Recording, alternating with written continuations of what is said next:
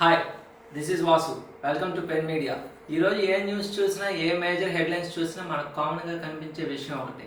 US president అయిన Donald Trump Venezuela president అయిన Nicholas మదురోని arrest చేయడం. ఈ విషయాలు చూస్తుంటే మీకు ఏమైనా జ్ఞాపకానికి వస్తున్నాయా? గతంలో ఏమైనా ఇన్సిడెంట్స్ మీకు గుర్తుకొస్తున్నాయా? ఒకప్పుడు ఇరాక్లో సద్దాం హుసేన్, తర్వాత లిబియాలో మహమ్మద్ గదాఫీ, నేడు వెనిజులాలో నికోలస్ మదురై. ఈ మూడింటిని ఒకే లెన్స్లో చూసినట్టయితే నాకు ఒక పొలిటికల్ స్టేట్మెంట్ గుర్తుకొస్తుంది. For every political tussle there is an underlying economic interests అంటారు చాలామంది పొలిటికల్ విశ్లేషకులు. అలాగే ఈరోజు US interests at the same time Venezuela యొక్క క్రైసిస్ మ్యాచ్ అవడం వల్లే ఈ ఇన్సిడెంట్ జరిగిందా? Let's go to deep discussion. We have Naresh garu with us. Thank you Vasu for hosting me. ఏదైనా ఒక ఇన్సిడెంట్ జరగాలి అంటే డెఫినెట్గా డిమాండ్ అండ్ సప్లై మ్యాచ్ అవ్వాలి. ఒక రకంగా మీరు చూస్తే వెనిజులాలో ప్రాబ్లమ్స్ ఉన్నాయి, అట్ ద సేమ్ టైం యూఎస్ఏకి కొన్ని ఇంట్రెస్ట్ ఉన్నాయి. ఈ రెండు మ్యాచ్ అయింది కాబట్టి నేను మనం మాట్లాడుకునే ఇన్సిడెంట్ అనేది జరిగింది.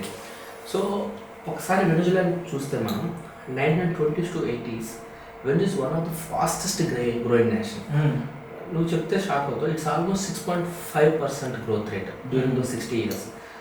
It is in top 10 nations growth rate పరంగా చూసుకుంటే Venezuela is in top 10 nations. అంటే ఆలోచించి అసలు ఎంత fast growth at that time during 1920 to 80s.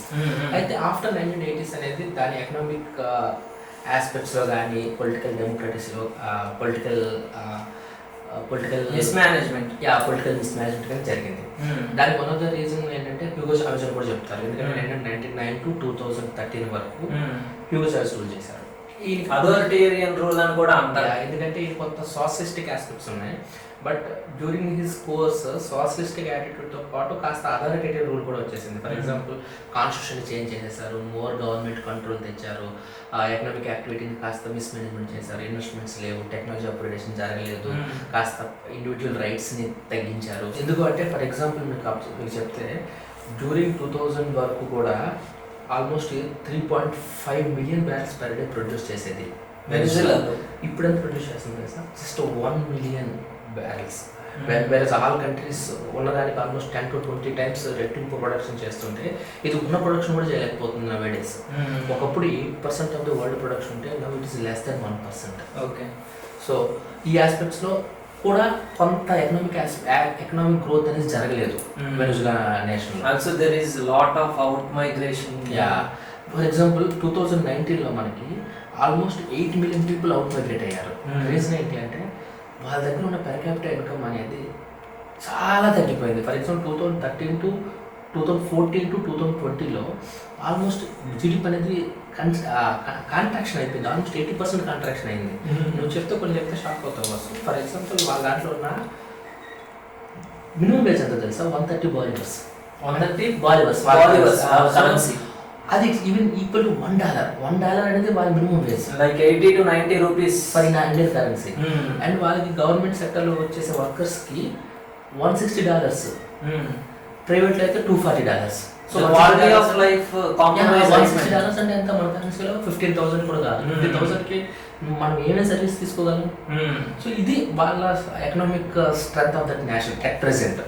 So అందుకు ఈ ఇన్సిడెంట్ జరిగేటప్పుడు హోల్ నేషన్ మొదలు వెనక ఉందా అంటే మేబీ ఉండకపోవచ్చు. ఎందుకంటే అపోజిషన్ కూడా ఆ పొలిటికల్ రెజ్యూమ్ గానీ వాళ్ళ కష్టాన్ని చూశారు కాబట్టి లాయల్టీ అనేది కొంచెం వీక్ గా ఉండొచ్చు. ఎగ్జాక్ట్. ఎప్పుడు ఎకనామికల్ ఆస్పెక్ట్స్ లో మనం సాటిస్ఫైడ్ గా లేకపోతే పొలిటికల్లీ ఎప్పుడు సాటిస్ఫైడ్. చాణక్యుడు చెప్పినట్టు అబ్సల్యూట్లీ రైట్. ఎప్పుడైతే వాళ్ళ ప్రజలు క్రైసిస్ నుంచి వస్తారో ఆ రాజపాట్లో తిరుగుబాటు చేస్తారు, హాస్టిలిటీ చూపిస్తారు, లాయల్టీ చూపించరని అన్నారు కదా ఆ రోజున. సో ఇవన్నీ చూస్తే వీటి తాలూకున్న అంటే వెనిజులాకున్న problems at the same time అమెరికాకి ఇంట్రెస్ట్ కూడా ఉన్నాయి. ఎందుకున్నాయి, ఎలా ఉన్నాయి? వెనిజులా అనేది వెరీ నియర్ టు అమెరికా. ఒక చిన్న టెక్నికల్ విషయం చెప్తాను అసలు మీకు. అమెరికాలో ఉన్న అన్ని refineries, America is one of the highest producing country, but still it imports a lot of crude oil. And all the infrastructure that is present in USA are made చాలా సంవత్సరాల క్రితం తయారు చేయబడింది. అది కూడా స్పెసిఫిక్గా వాళ్ళు వెనిజులా ఆయిల్ కోసం మాత్రమే చేయబడ్డది. ఎందుకు అంటే వాళ్ళకున్న అడ్వాంటేజ్ ఏంటంటే కెనడా అండ్ వెనిజులాలో ఉన్న ఆయిల్ అనేది very what we call high density oil అనమాట. ఇవన్నీ ఇన్ఫ్రాస్ట్రక్చర్, ఇవన్నీ హై గ్రేడ్ ఫ్యాక్టరీస్కి వాటికి యూజ్ అవుతుంది. యూఎస్లో ప్రొడ్యూస్ అయ్యేది very light sweet grade gas oil తప్పితే దేనికి పనికిరాదు. సో వీళ్ళకి కావాల్సిన ఇండస్ట్రియలైజేషన్ అంతటికీ కూడా ఈ కెనడా వెనజులాలో ఉన్న ఈ క్రూడ్ ఆయిల్ తెప్పించి హై డెన్సిటీ క్రూడ్ ఆయిల్ తెప్పించి రిఫైనరీ చేసుకుందామని వాళ్ళ ఇన్ఫ్రాస్ట్రక్చర్ అంతా కూడా దీనికి అనుగుణంగానే తయారు చేయబడింది. సో వాళ్ళకి కెనడా ప్రస్తుతం మొత్తం కెనడా నుంచి తెచ్చుకుంటున్నారు వాళ్ళు, ఎందుకంటే వెనజులా ప్రొడక్షన్ తక్కువ. సో వెనజులా వచ్చిన ఈ హై డెన్సిటీ ఆయిల్ మాకు తేగలిగితే వాళ్ళకి very easy to refine also. So వాళ్ళకి అదొక మైండ్లో ఉంది. రెండోది ఏంటంటే వెనజులా అనేది నియర్గా ఉంది. నియర్గా ఉన్నప్పుడు అందరూ అపోజిషన్స్ వచ్చి ఇక్కడ కూర్చుంటే, for example Russia, China, Iran లాంటి నేషన్స్ వీటితో మంచి రిలేషన్స్ పెట్టుకుంటే అది ఎప్పుడు ఇరిటెంట్గా ఉంటుంది. Political interest. For example Iran ఏం చేసింది, డ్రోన్ మ్యానుఫ్యాక్చరింగ్ కంపెనీ పెట్టుకుంది. రష్యా ఏం చేసింది, మిలిటరీ అడ్వైజర్స్ని పెట్టుకుంది వెనజులాలో. And China 64% of oil only చైనానే కొంటుంది, ప్రొక్యూర్మెంట్ అంతా వెనజులా నుంచి చేసుకుంటుంది.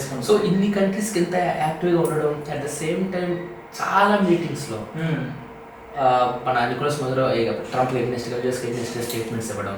ట్రంప్ కూడా ముందు నుంచి కూడా నికోలస్ మదురో పైన ఆర్గనైజ్డ్ క్రైమ్, అలాగే నార్కో టెర్రరిజం ఇటువంటి అంశాలను ఆపాదించడం. అబ్సల్యూట్లీ. ఇప్పుడు ఏంటంటే ఎప్పుడైతే 2019లో మనం 8 మిలియన్ ఎక్సోడస్ జరిగిందని చెప్పాము, అందులో చాలా మంది యూఎస్ఏ వెళ్ళిపోయారు. సో ఇప్పుడు యూఎస్ ట్రంప్ ఒపీనియన్ ఏంటి అంటే ఎక్కువ వెంజులెన్స్ మన రిసోర్స్ ఇక్కడ వాడుకుంటున్నారు. సో అక్కడ ఇన్స్టెబిలిటీ, ఈ నార్కో టెర్రరిజం, ఇవే ఈ ఆర్గనైజ్డ్ క్రైమ్, ఇవే reasons for this exodus. Otherwise వీళ్ళందరూ వాళ్ళ కంట్రీ ఉండేవాళ్ళు, మన రిసోర్స్ నేషనల్ ఇష్యూగా చూసి ఇది చేశారా అనేది వాళ్ళ మీడియా ట్రంప్ హిమ్సెల్ఫ్ చెప్తున్నారు. సో ఇప్పుడు ఏమంటారంటే వెంజులా తాలూకు ప్రాబ్లమ్స్ అమెరికా తాలూకు ఇంట్రెస్ట్ మ్యాచ్ అవడం వల్ల ఈ ఇన్సిడెంట్ అయితే అబ్సల్యూట్లీ జరిగింది. సో ఈ కంటెక్స్ట్ లో ఒక క్వశ్చన్ అన్న, మనకి వెనజులానే ఒక రిసోర్స్ రిచ్ కంట్రీ కాదు, అలాగే సౌత్ అమెరికాలో చాలా రిసోర్స్ రిచ్ రీజియన్స్ ఉన్నాయి. ఫర్ ఎగ్జాంపుల్ మనకి ద పాపులర్ లిథియం ట్రయాంగిల్ కూడా అక్కడే ఉంది.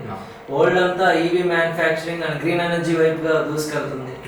సో వెనజులాలో యుఎస్ క్యాప్చర్ చేయడం ద్వారా సౌత్ అమెరికాలో ఉన్న రిసోర్సెస్కి యాక్సెస్ తీసుకోవాలని చూస్తుందా? అబ్సల్యూట్లీ వాసు, ఇక్కడ మీరు చెప్తున్నట్టు రీసోర్సెస్ అండ్ జియోగ్రాఫిక్ అడ్వాంటేజ్ కూడా చాలా క్రూషియల్. ఫర్ ఎగ్జాంపుల్ ఆఫ్ఘనిస్తాన్ ఎలా అయితే మన ఏషియన్ కాంటినెంట్కి ఎంత ఇంపార్టెంటో, ఈ south America, Latin America, Venezuela కూడా అంతే ఇంపార్టెంట్. ఫర్ ఎగ్జాంపుల్ చాలా వరకు రేర్ ఎర్త్ మినరల్స్, చైనాలో దొరికిన రేర్ ఎర్త్ మినరల్స్ని వెనజులా తాలూకా ఆయిల్ రైఫ్ అనే కంపెనీ ఉంటుంది, దీంతో అగ్రిమెంట్ చేసుకొని ఈ మినరల్స్ అన్ని ఎక్స్పోర్ట్ చేసుకుంటుంది China, which is useful for manufacturing of weapons, which is a great irritant for USA. So ఆ ఒక్క ఆస్పెక్ట్లో కూడా వెనజులాని తన గుప్పెట్లో తెచ్చుకొని అక్కడ ఉన్న లాటిన్ అమెరికన్ కంట్రీస్ కానీ లేదా సౌత్ అమెరికన్ కంట్రీస్ని కూడా అది కంట్రోల్ చేయాలనుకోవడంలో అనుకుంటుంది అనేది నా ఒపీనియన్ కూడా ఒక రకంగా. ఎందుకంటే ఇప్పుడు కొలంబియా కూడా వాళ్ళ ప్రెసిడెంట్ స్టేట్మెంట్స్ ఇచ్చారు, మీరు నేను ఇక్కడే ఉంటాను తమ్ముంటే నన్ను కూడా తీసుకెళ్ళు అనే స్టేట్మెంట్స్ పాస్ చేస్తాను. సో ఇవన్నీ అబ్జర్వ్ చేస్తే మీరు చెప్పిన హార్ట్లైన్ థియరీ అనేది డెఫినెట్లీ ఇక్కడ కూడా అప్లికబుల్ అవుతుంది అనేది నేను అనుకుంటున్నాను. So Venezuela is the heartline of South America చెప్పొచ్చా? Most probably. ఓకే, చూశారు కదా వెనజులా లాంటి సావరెన్ కంట్రీ, యుఎన్ రికగ్నైజ్డ్ కంట్రీపై యుఎస్ ఎలా దాడి చేసింది, ఎటువంటి ఇంటిమేషన్ లేకుండా, యుఎన్ పర్మిషన్ లేకుండా, వార్ డిక్లరేషన్ లేకుండా ఒక ఆర్మ్డ్ ఫోర్సెస్ని పంపి బాంబింగ్ చేసి సివిలియన్స్ని చంపి అట్ ద సేమ్ టైం ఆ దేశ అధ్యక్షుడైన నికోలస్ మర్దోని అరెస్ట్ చేసి తీసుకెళ్లడం ఏ ఇంటర్నేషనల్ చట్టం కింద కూడా ఇది జస్టిఫైబుల్ కాదు. ఇదే పరిస్థితి ఒక జర్మనీ లాంటి కంట్రీకో లేదా వేరే నాటో కంట్రీకో వచ్చుంటే అక్కడ కూడా సావరెంటీ ఇలానే కాంప్రమైజ్ అయ్యి ఉండేదా? యుఎన్ వెనజులాకి ఎటువంటి జస్టిస్ చేస్తుందని మీరు అనుకుంటున్నారో కామెంట్ చేయండి. చూశారు కదా, మరింత ఇంట్రెస్టింగ్ కంటెంట్ కోసం, మరింత ఆసక్తికర కంటెంట్ కోసం please like, share and subscribe to pen media. Don't forget to click the bell icon.